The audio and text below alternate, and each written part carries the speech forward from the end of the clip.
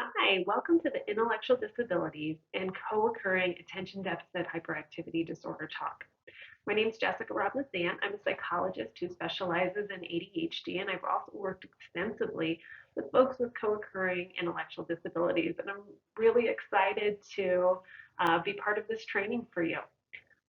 In the next slide, we'll talk about the overview and the outline for the training, and then we'll get into the meat of it.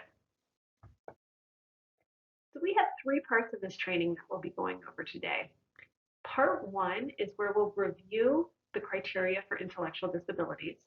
We'll go over an introduction to ADHD, and then we'll talk about how these two distinct disorders share some common variants, or maybe a different way of saying this is when you have a client that you suspect has both an intellectual disability and ADHD, where are those areas of overlap, or what's information that's unique to this very particular population?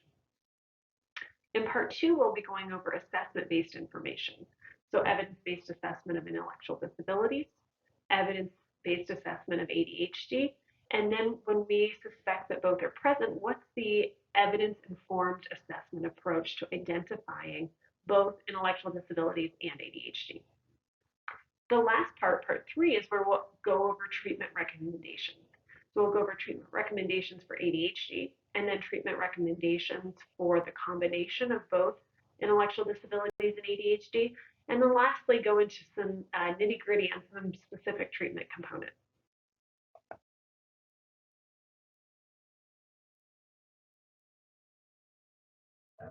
All right, so in this first part, I want us to go over a view of intellectual disabilities. I know you covered some of this in your intro class, but I want to make sure that we're all on the same page with some of this terminology and definitions. So an intellectual disability is a neurodevelopmental disorder. And this neurodevelopmental disorder is characterized by deficits in general mental abilities. And it's not just having deficit in general mental abilities that is enough for a diagnosis of an intellectual disability, but specifically that these deficits result in impairment and adaptive functioning. So let me define some of the things in that statement I just said. When I say impairment, what I mean is difficulty in daily life functioning. And these difficulties can include things like the ability to reason, so using deductive or inductive reasoning, the ability to problem solve, the ability to plan, to consider things that are not concrete, that are more conceptual, and also just learning. Sometimes the learning trajectory looks quite different. When I say adaptive functioning, what I mean by that is things like the ability to function well in an academic setting, in a job or occupational setting. There is difficulty or impairment with communication, as well as a person's ability to live and function independently. Right, so some other things about intellectual disabilities to know. We're currently in the DSM-5 text revision.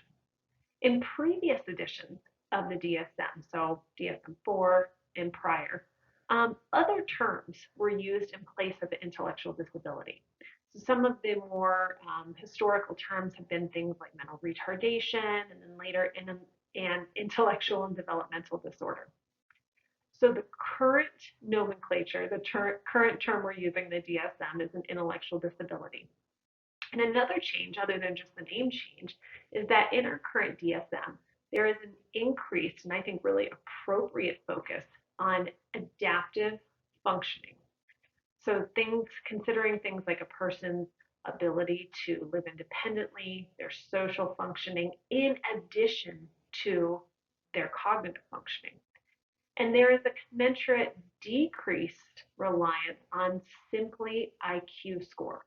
So an IQ score, or how a person is functioning on a standardized cognitive assessment, is still a component of this definition, but it's not the overwhelming or sole component of the definition. There's really been a movement to recognize the importance of adaptive functioning when considering making this diagnosis. I want to spend some time also talking about what some of the causes of an intellectual disability are, as well as what some prevalence rates are. So the prevalence rate of an intellectual disability ranges anywhere from 1 to 2% of the general population. In higher resource countries, this prevalence rate tends to be closer to 1% or 1 out of every 100 people, whereas in lower resource countries, this tends to be closer to 2% or 2 out of every 100 people. The most severe category or the most profound category of an intellectual disability accounts for a pretty low proportion of the population, so about 0.06% of the population. And we will comment on this again in another slide, but the vast majority of folks who meet the criteria for an intellectual disability meet the criteria in the mild severity range. Within folks who have a diagnosis or meet criteria for an intellectual disability, we oftentimes see comorbidity. So, and specifically comorbidities in the mental health world range from anywhere from 10 to about 40% of folks with an intellectual disability will experience a co-occurring mental health condition at some point in their life. Now, there are a number of causes of or things that contribute to the development of an intellectual disability. Really broadly or generally, we consider 6 different categories. So one category is genetics. Oftentimes people suspect that the primary cause or the primary contributor of an intellectual disability is having a biological parent who also has an intellectual disability. But really, this only accounts for about 5% of all intellectual disability cases. It's far more likely that something happens during the developmental period, an injury, an illness, etc. Something occurs that is a more clear contributor or cause of an intellectual disability. So genetics is one, but another 3 categories that account for a notable number of intellectual disability causes are pre, during, or postnatal difficulties. So this can range tremendously, but we mean things like experiencing an injury while in utero or experiencing low oxygen during birth, for example. Another category of a cause of an intellectual disability is experiencing an illness or health-related injury. So things like motor vehicle accidents, sharp jab to the abdomen, infections such as that result in things like meningitis, experiencing malnutrition during the developmental period. These can all be contributors or direct causes of an intellectual disability. And then lastly, understimulation or persistently low stimulation in the environment. So experiencing persistent neglect can be a contributor to or a cause of an intellectual disability. Now, we'll have a whole section on assessing and diagnosing an intellectual disability, but I do want to mention something really quickly now so that we remain kind of in the same headspace about assessment. To diagnose an intellectual disability, there are 2 essential components of the definition, the diagnostic definition, that need to be met. The first is that there is evidence of a cognitive deficit, and this evidence needs to be demonstrated through the use of a standardized, individualized intelligence measure. So something like one of the Wechsler tests or the Stanford-Binet. There are other examples, but those are some of the more commonly known and used IQ measures. And we need to see that the individual is scoring 2 standard deviations below the mean. Now, a comment is that in previous editions of the DSM, as I mentioned, IQ, or this measure of cognitive functioning, was the sole or dramatically overwhelming criterion for an intellectual disabilities diagnosis. So IQ and being at least 2 standard deviations below the mean was the primary criteria for a diagnosis of an intellectual disability. That's not the case now. That does need to be present, but the intention is that it is a necessary but not sufficient component of meeting that diagnostic criteria. The other component that is needed is that there is a clear deficit or clear impairment in daily life functioning. Another way of saying this is that adaptive functioning is impacted because of this cognitive one of the more commonly used tools, and again, we'll talk about this one and some others in the next session, is something like the Vineland scale of adaptive functioning. This is an example of a tool that can be used to help to determine if there's evidence of impairment or deficit in adaptive functioning.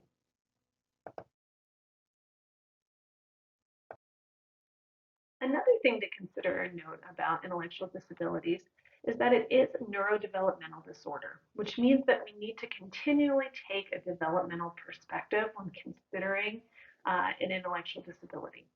So the impairment and the cognitive deficit that are the definitions of an intellectual disability oftentimes continue across the lifespan. And really the assessment approaches that we take need to be continual, and the treatments that we work with, we need to take kind of a chronic treatment approach. One thing to keep in mind is that between individuals who have an intellectual disability and those who do not, they oftentimes experience a similar sequence of development, particularly when we're talking about early development. But we start to see differences between those with an intellectual disability and those that do not have an intellectual disability, and that once more kind of complex cognitive development would typically occur, we start to see more variability and more differences between these two groups. We also see some aspects of cognitive development, kind of the progress stopping earlier, or what we'd say like prior to completion. All right, now we're going to move into talking about attention deficit hyperactivity disorder. So the information I'm about to present to you is not specific only to folks who have ADHD and an intellectual disability, but really it applies to folks who have attention deficit hyperactivity broadly. And by that I mean irrespective of whether there's an intellectual disability or not. And the next subsection is when I'll talk about this unique group of individuals who have both an intellectual disability and ADHD. But first, let's talk about ADHD. Okay, so ADHD, one of the reasons why it's so important to be familiar with this is that it's one of the more common diagnoses or reasons for referrals to professionals. And when I say professionals, I really mean healthcare professionals, mental health professionals, allied health professionals, so things like occupational therapy, as well as educators. And when you look broadly at prevalence rates within the United States, it's estimated that anywhere between 8 to 12% of the population meets criteria for attention deficit hyperactivity disorder.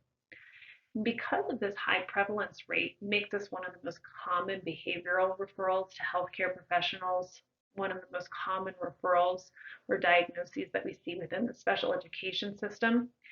It's noted as one of the more common causes for behavioral disruptions within kind of typical or regular education settings. And it's one of the most common diagnoses we see in child-specific mental health care facilities. I noted just a slide ago that in the United States specifically, the CDC estimates that the prevalence rate of ADHD is anywhere between 8 to 12%. When we take the lens a little broader, so not US specific, but we look worldwide, the prevalence rate really is estimated to be between 3 to 12%. So a little bit broader, wider of a prevalence range. And really the location and the criteria that's being employed is largely what influences that kind of slightly wider range of prevalence rate. In terms of gender distribution, within clinic samples, so with not general population studies, but within clinics, whether it's mental health clinics or health clinics, about 90% of those referred typically are boys or men. There's quite a bit of debate within the literature about what the true gender ratio in non-clinic samples is, and it's possible it is quite closer to 50-50, but gender really does seem to influence who we are identifying as needing an assessment or in need of a referral. Interestingly, though, when we look at gender as a moderator of treatment outcome, that generally doesn't hold up. So gender doesn't really influence treatment. One thing that is interesting, though, is that girls are less likely to experience or to be identified as having comorbid oppositional defiant disorder, comorbid conduct disorder, or co-occurring delinquency or conduct problems. And so that may account more for some of these gender discrepancies we're seeing in who is being referred to clinic-based samples. Another thing that I want to note that is really interesting is that, and we haven't gotten to the definition of ADHD yet, but there are different subtypes of ADHD. So there's the inattentive subtype, the hyperactive impulsive subtype, and the combined subtype. And I'll get into details about each of those subtypes a bit more in a few slides. But one thing that's really noteworthy is that in terms of treatment prognosis or treatment outcome, there's not a lot to gain from identifying that subtype, or maybe another way of saying it is it's not really worth worrying about. When we look at longitudinal studies, we see quite a bit of subtype changing over time.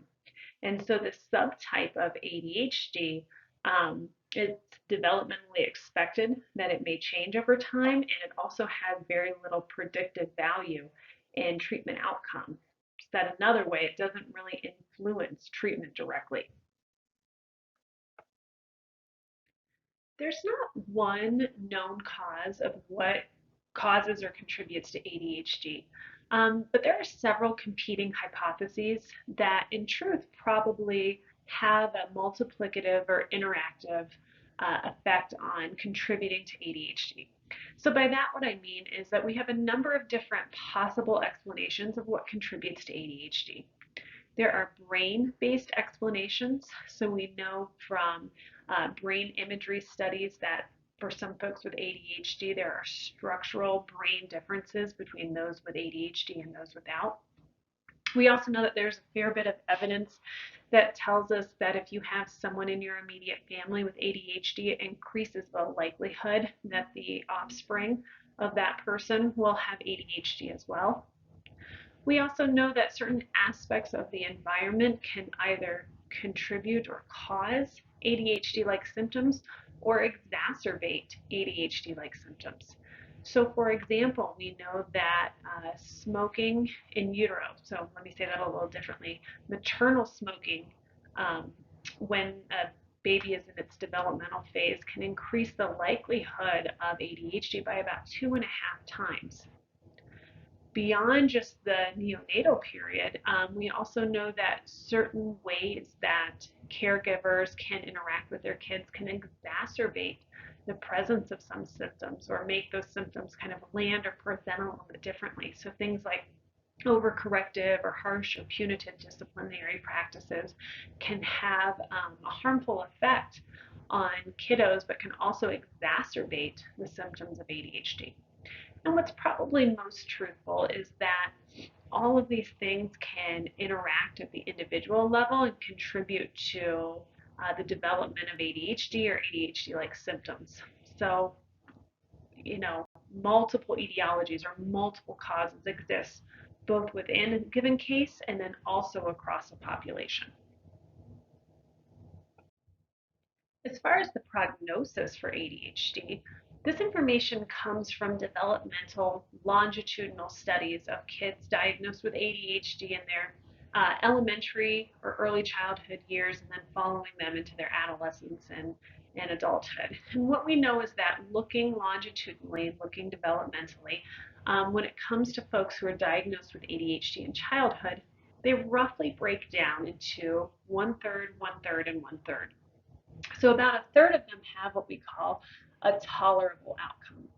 A tolerable outcome is where, mild problems kind of always persist or exist for the person. But if the person works to adapt to those areas of impairment or those difficulties, those challenges, they can have a pretty good outcome. So this is not without effort, but their outcome can be one that most people would want. The next third are what we call moderately poor outcome. So this group of folks continue to have a variety of kind of medium to serious problems. So those can be things like school difficulty, particularly for adolescents.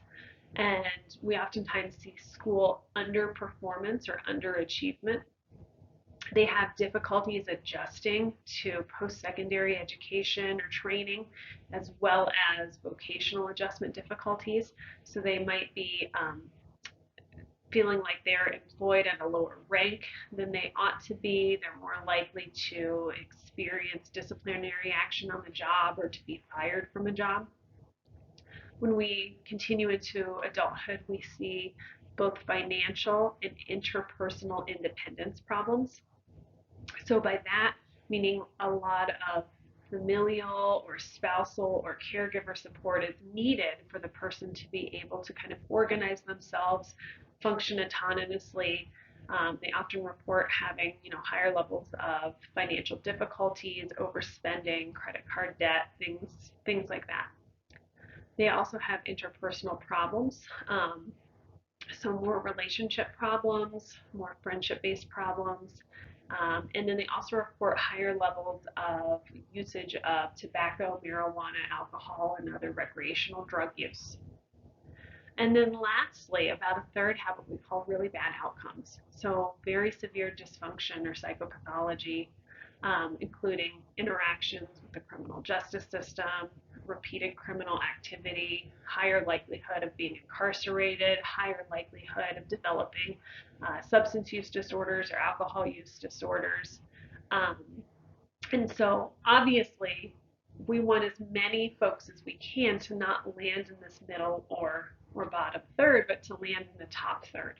And that's really the goal of treatment and treatment design that we do with folks that have attention deficit hyperactivity disorders, try to teach them skills and to work with them to kind of capitalize on their strengths as well as minimize any areas of impairment through skill teaching. So that way they have the kind of greatest levels of adaptive functioning possible and have a higher chance of landing in this top third than in the middle or the bottom third. So I've been talking a lot about ADHD, what some of the causes of ADHD are, what the prognosis of ADHD is, but I would be remiss if we didn't actually talk about what ADHD is. So ADHD has kind of three clusters of what we call core symptoms. Over the years, ADHD has existed across a variety of name changes, but the symptoms themselves have been very stably identified over the past 60 plus years. And these kind of core symptom clusters or areas are symptoms of inattention, impulsivity, and hyperactivity.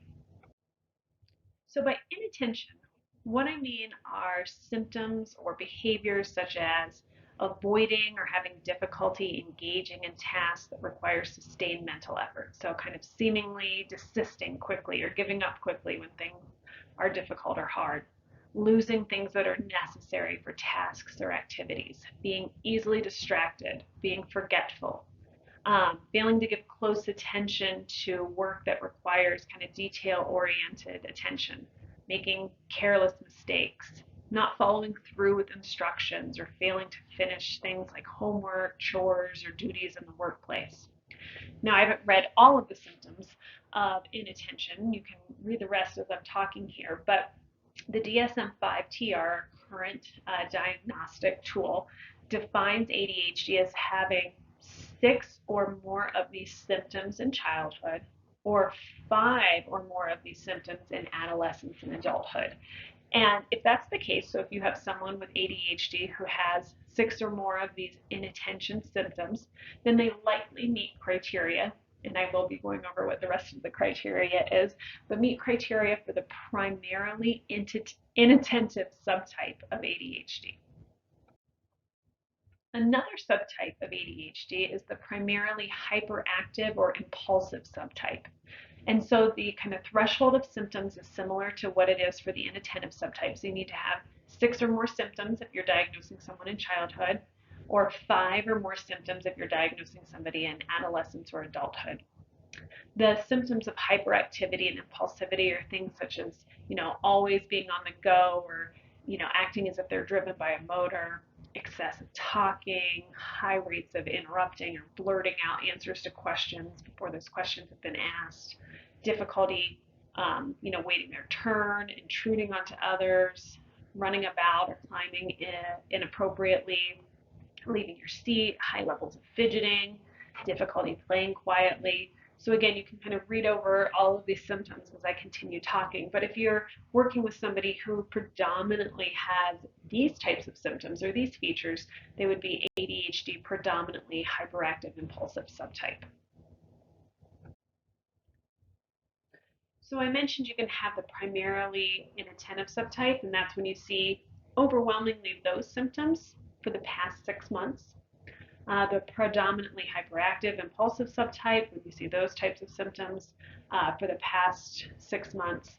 You can also have the combined subtype when you see both symptoms of inattention and symptoms of hyperactivity and impulsivity being met for the past 6 months. There's some other specifiers to be aware of. The not otherwise specified category. This is when there are absolutely predominant or prominent symptoms of ADHD, but that doesn't quite meet that threshold. So maybe they have like 4 or 5 symptoms that are impacting their functioning, but they don't quite meet the threshold for the predominantly impulsive, predominantly inattentive, or combined subtypes. And then we also have specifiers, and these specifiers are mild, moderate, and severe, and this is dependent upon how much impairment the person is experiencing in their lives. And then we also have the specifier of in partial remission, particularly when the person has been responsive to treatment. And we'll talk about evidence-based treatments in a little bit, but you can have symptoms remit over time. All right, as far as the other diagnostic criteria for ADHD, some of the symptoms that are causing impairment must be present before the age of 12. ADHD is considered a neurodevelopmental disorder, and as such, we need to see the presence of the symptoms occurring in childhood. Now, I do want to make some comments about this because it is absolutely common or expected that sometimes folks don't get identified until their late adolescence or into their adulthood. And that's okay. What can sometimes happen with folks is that even though the symptoms are there, they haven't been impactful enough to cause impairment in the life of the person until they get older, until maybe the developmental demands kind of exceed the capacity of the person. So somebody can be identified and come to you wondering about a diagnosis in late adolescence or into adulthood and still get diagnosed with ADHD. What we need to see, though, is that these symptoms didn't just start suddenly when they were 35 years old. If that's the case, it's probably better explained by something else happening for the person kind of biologically or environmentally, or maybe the demands they have on them have changed recently, but really that those symptoms have been present before the age of 12, even if they are not yet causing impairment to the person. But at the time we are assessing them, these symptoms are causing impairment and are present in at least 2 or more settings. The reason why this is important, particularly in childhood, is you can sometimes have a child who's struggling tremendously in the school setting and showing some of these symptoms in the school setting, but they've been absent in other settings in the child's life. So they're not noticed in the home setting, they're not noticed by the maybe Girl Scout leader, by summer camp folks, by church. So if it's only occurring in the school setting, maybe it's better explained by a learning difficulty or a learning impairment. Conversely, if the concerns are only happening in the home setting, but they're not noticed at school, they're not noticed at gymnastics, they're not noticed in other settings or by other people, then maybe this is a parenting or caregiver issue, or maybe it's a relationship issue that needs to be worked on. But for it to be a diagnosis of ADHD, we have to see these symptoms causing impairment in multiple settings. That impairment must be evident to us. And then last but not least, it's not occurring exclusively during the course of a pervasive developmental disorder, schizophrenia, psychosis, etc. Now, one thing that I'll note again later in my slides, but I want to take the time to note now, is that historically, you could not have a co-occurring diagnosis of an intellectual disability and ADHD. And so because of this unique combination of folks who are experiencing difficulties with things like inattention or impulsivity, as well as intellectual or cognitive impairments, it's a pretty young science. And because this used to be a rule out for ADHD, oftentimes our clinical studies also excluded folks who had an IQ lower than 70 or had an intellectual disability. And so I am glad that this co-occurrence is now being recognized, but what it does do is put some limitations on the certainty in which we can talk about some of the science behind the co-occurrence or the comorbidity of both. And I'll talk about this point more as we go through other slides and other content areas.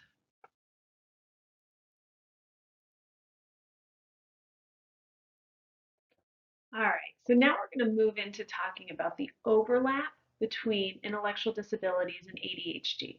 So we have folks with ADHD, folks with intellectual disabilities, and if you could picture a Venn diagram, we're talking about that section that overlaps in the middle. So folks who have the co-occurrence or the comorbidity of both.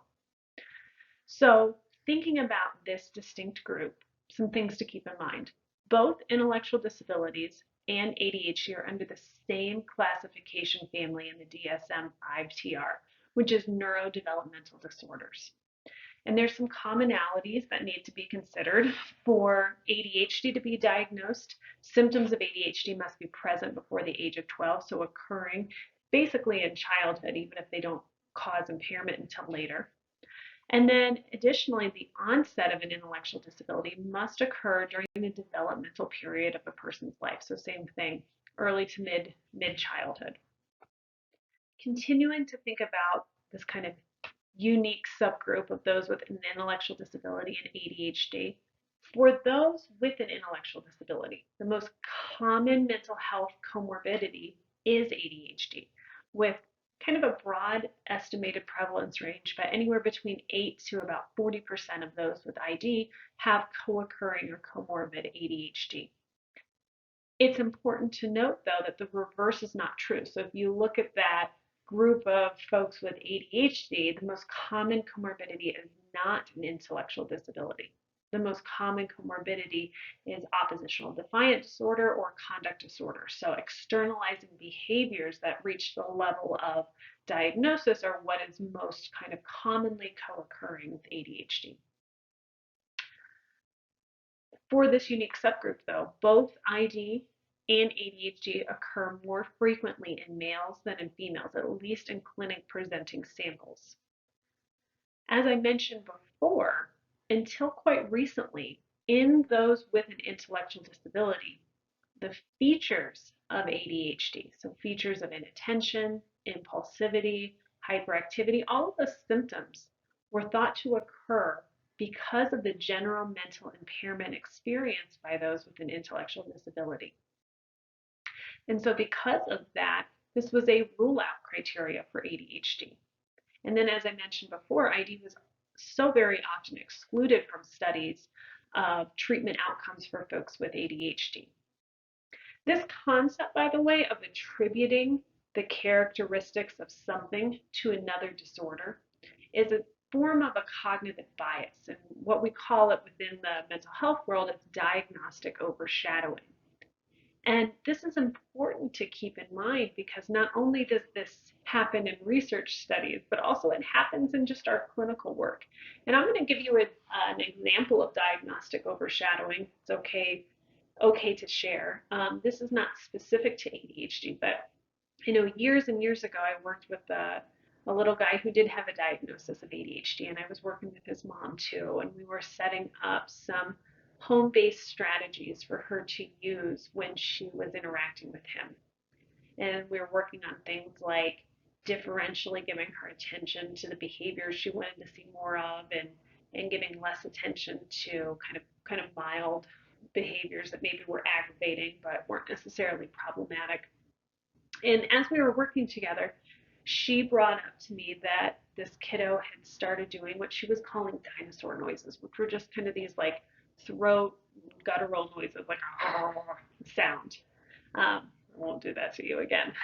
And these these sounds were very aggravating to her. But I knew this kid and I knew him for a while, and so I kind of made the conclusion that he was doing these noises to get his mom's goat, to get her attention, to kind of be aggravating, and certainly it was quite aggravating to her.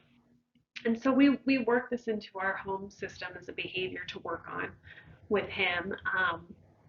But no matter what we were doing, it didn't seem to change in its frequency. If anything, it was kind of picking up.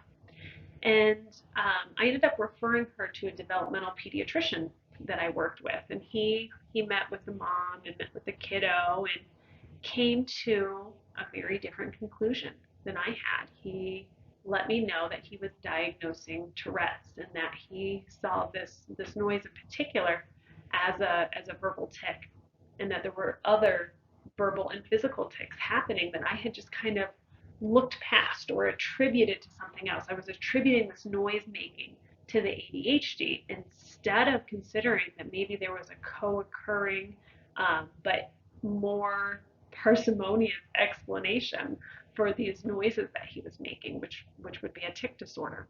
So that was an example of me in a clinical setting doing some diagnostic overshadowing. And different versions of this happen all the time, but historically, with intellectual disabilities, our field has attributed aspects of hyperactivity, aspects of impulsivity to, oh, well, that's just their intellectual disability, instead of considering that perhaps it is the co-occurrence of an intellectual disability and ADHD.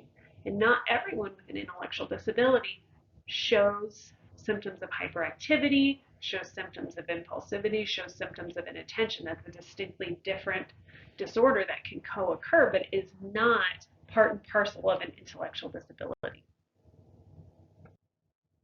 All right, some information about how do folks with co-occurring intellectual disabilities and ADHD tend to present clinically. Some things we need to know is that looking at this specific subgroup, this subgroup tends to have a lower IQ than just an intellectual disability alone and just ADHD alone. So that's something informative to keep in mind when you're doing treatment planning and explaining things to folks, to caregivers, that in some ways this group looks qualitatively different than those that just have ID alone. Interestingly, there are no differences in the total number of ADHD symptoms between this ADHD alone group, regardless of the subtype they have, and those with ID and ADHD. So while the IQ tends to be lower at a group level, the number of symptoms does not. Interestingly, though, there does seem to be a difference in the stability of the diagnosis, so how persistent it is, as well as an earlier diagnosis. So it's likely that these folks are showing more impairment, and so then are getting kind of noticed earlier into development, and we see more kind of more of a chronic nature of both of these conditions. This last point here I do want to mention because it is relevant to us as practitioners to know about. But I do want to say, in comparison to some of these other points that I've made, there's less evidence, or fewer studies have been done to document this. So it's something that I want you to keep in mind and consider, but also understand that as the science in this population progresses, we might find out something different. But there is some evidence, and again, we want to take this with a healthy dose of skepticism, but some evidence to suggest that this group of folks that have an ID diagnosis and an ADHD diagnosis are less responsive to medication than ADHD alone or ID alone. In addition, they tend to report more side effects when taking medication, particularly with stimulants, which are some of our kind of first line interventions for medication-based treatment for ADHD. And so when parents are considering or when caregivers are considering trying out medication, it's helpful for them to know both to watch out for side effects, but also as they are making considerations about where are we going to put our efforts, our time, our money, our resources, that there's a possibility that this client may be less responsive to medication than someone else and potentially more at risk for side effects. I'd want you to say that fairly and cautiously because, again, we're kind of less certain about this, but I do think it's worth mentioning. Continuing on about the clinical presentation of those with both an intellectual disability and ADHD, for this particular subgroup, just as it is with ADHD alone, the most frequent comorbidity, again, is oppositional defiant disorder or conduct disorder. So disorders that have a high level of externalizing behaviors and externalizing problems. Possible reason, this increased impulsivity and kind of lower or less developed social skills kind of is rife for this. Additionally, another point to know about the clinical presentation is that when it comes to internalizing disorders, so things like anxiety and depression, we see similar levels of internalizing disorders when we compare this unique subgroup of ADHD and ID to those with ID alone or ADHD alone, with the exception of separation anxiety disorder. And we see higher rates of separation anxiety disorder among those with the combination of an intellectual disability and ADHD. Another aspect of clinical presentation that we want to make note of, or we should make note of, is that those with the ADHD and an intellectual disability oftentimes experience what we call the double deficit, or this unique subgroup tends to report or has reported for them more impairment in their daily life functioning than does either the ID alone group or the ADHD alone group. So the unique contribution of the kind of symptoms and clinical presence of ID plus the presence of ADHD, so those symptoms and associated impairment are not overlapping, but rather are additive. And so they are oftentimes dealing with more than either subgroup alone is. Some aspects of impairment that we should be considering include things like difficulties with judgment, reasoning, and memory. And specifically, we see kind of more impairment in motor control, visual, spatial, and verbal communication. So I should say kind of less adaptive functioning in those areas, more impairment. We also see impairment in family conflict, higher levels of defiance. We see social skills deficits, academic problems, and behavior problems. And specific to those behavior problems are higher reported rates of bullying as well as aggressive or violent behavior.